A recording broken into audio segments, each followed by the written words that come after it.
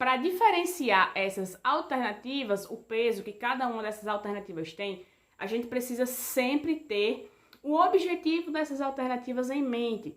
Ou seja, a alternativa 0 é aquela única que traz informações incorretas. Isso pode ser a data de um documento, pode ser a interpretação desse documento, pode ser o encaixe desse documento no contexto histórico, tá? Então, essa alternativa 0, ela é a incorreta.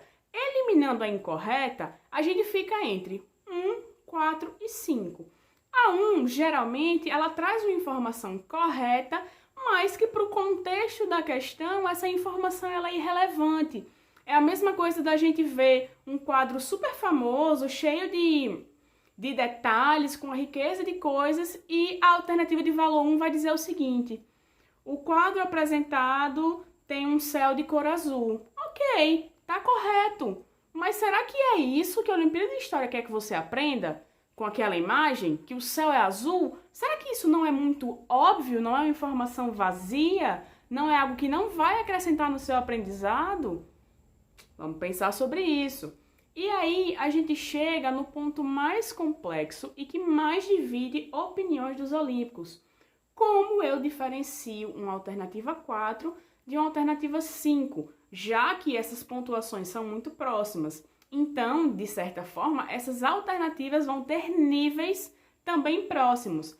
Mas, para que a gente ganhe esse um pontinho aí, que é muito precioso, na hora de classificar as equipes para tão sonhada final presencial, a gente deve se atentar a pontos muito importantes. O primeiro, pensando naquele exemplo que a gente já utilizou sobre um quadro cheio de detalhes, com muita coisa importante dentro da questão, a alternativa de valor 4, por exemplo, traria: o quadro é uma obra de Jean Monnet que conta com 3 pessoas, 2 à direita, 1 à esquerda, onde o céu é azul e tem 5 passarinhos. Então, ela às vezes impressiona por ser uma alternativa muito grande, muito extensa, com muita informação, mas a gente sempre deve se perguntar: o que essa informação nos acrescenta de novo? O que essa informação me fez aprender? Eu precisei aprender alguma coisa para chegar nessa informação, eu precisei pesquisar, eu precisei discutir, eu precisei analisar, eu precisei comparar fontes, ou eu só precisei olhar um pouco mais para essa fonte para chegar nessa alternativa? Geralmente, as alternativas de valor 4, ela tem um caráter essencialmente descritivo, ela descreve muito a fonte, ela descreve muito o contexto. Quando a questão traz 2 fontes ou mais, ela se refere essencialmente a uma fonte, a uma parte da questão. Então, essa alternativa 4, ela é correta, ela é boa, mas ela é limitada. E esse um pontinho que diferencia a 4 da 5, ele se dá a partir da mobilização do estudante. Como assim, Vivi? Como se dá essa mobilização do estudante? Veja, a UNHB quer que a gente aprenda durante a prova. Diferente de outras Olimpíadas, onde é necessário que a gente tenha um acúmulo prévio de informações e de conhecimento para resolver a prova e termos um bom desempenho, o grande objetivo da UNHB é que a gente aprenda durante a realização da prova, ou seja, resolvendo questões, resolvendo as tarefas e fazendo também a tarefa da 5ª fase e a correção da 6ª. Então, como a gente aprende nesse processo, a alternativa de valor 5 vai ser sempre aquela que pede mais de nós. Mais esforço, mais pesquisa, mais discussão, mais aprendizado, mais noites de sono perdidas, porque vocês não acham que a UNHB vai dar uma alternativa 5 de graça, porque ela não vai dar. Você vai ter que pensar, você vai ter que discutir, você vai ter que fazer muitas coisas. E é isso que faz da alternativa 5 uma alternativa de maior valor. Por quê? Porque essa alternativa, ela mobiliza o estudante. Veja, toda vez que eu me refiro à alternativa 5, eu falo de verbos de ação: pensar, compreender, discutir, analisar, comparar. Ou seja, essa alternativa de valor 5 faz com que o estudante ele se movimente, com que ele seja um sujeito ativo no seu próprio processo de conhecimento. Não que o estudante seja aquele sujeito passivo que só escuta informação, recebe, absorve e não faz nada. Não, essa alternativa de valor 5 dentro das questões online da UNHB, elas empreendem que você seja um sujeito ativo na construção do seu próprio conhecimento. Então você precisa discutir, analisar, comparar, aprender, pesquisar. Você precisa ter ação, você precisa ter atitude, você precisa buscar e ir de encontro a esse conhecimento.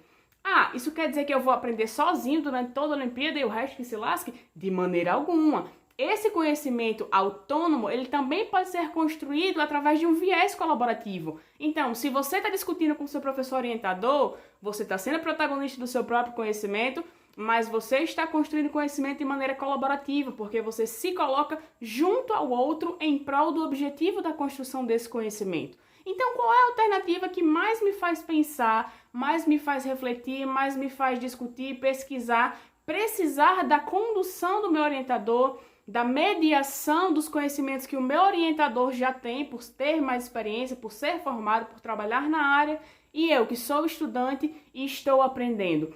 Então, essa alternativa de valor 5, ela pede de nós mais ação, mais atitude, ela nos desgasta mais. O conhecimento, ele sempre vem de um desconforto, de uma pergunta, de um questionamento, de uma dúvida. Então, qual alternativa me traz mais desconforto? Para qual alternativa eu tenho que trabalhar mais para ver se ela é certa, se ela é errada, se ela é a mais certa ou se ela é a menos certa? Então, lembrem sempre dessa dica e mentalizem uma frase que eu digo sempre. O que a UNHB quer de mim com essa questão? Pensando sempre isso como o centro do seu aprendizado e o centro do processo de resolver as questões, você vai conseguir caminhar melhor. O seu pensamento sobre as alternativas, ele vai fluir um pouco mais. Nos próximos vídeos, a gente vai falar um pouquinho mais sobre as tarefas que vem acompanhando aí as questões durante as 4 primeiras fases online da UNHB e que vem sozinhas na 5ª e na 6ª fase online e também na fase final, que esse ano, lembrando, ainda não temos certeza se vai ser presencial ou se vai ser online, mas ao que tudo indica, será online. Então fica ligado aqui no nosso canal, vamos ter mais informações, vamos ter mais conhecimento construído de forma autônoma, mas também colaborativa. Tá bom? Se você ainda não se inscreveu, o que é que você está esperando? Se inscreve, fique atento que nos próximos vídeos nós vamos conversar um pouquinho mais sobre a Olimpíada de História, tá? Me segue lá no Instagram para ficar sempre atento ao processo de produção dos vídeos e também ao conteúdo que eu posto por lá. Espero vocês no próximo vídeo. Muito obrigada, um grande abraço e vamos historiar comigo?